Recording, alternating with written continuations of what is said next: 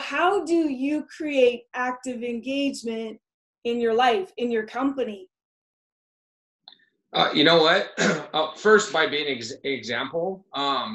You know, after I went to Bold, and I think I told you about this, it was like I came home and I couldn't communicate what I just went through with anybody. With my wife was the first one that I noticed. So I was like, all right, you know, you don't understand what's going on with me. And which was interesting because, you know, usually it's like you can explain something to somebody. You can't explain that. So it was interesting to see how people responded to that. So I was like, all right, well, now we're going into the office.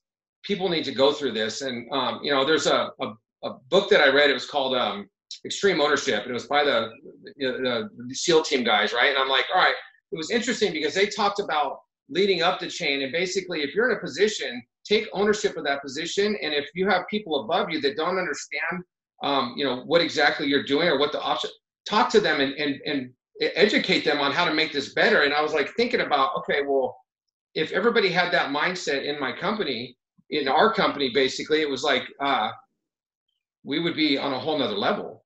You know, everybody would take ownership of their position. So how can I make that happen?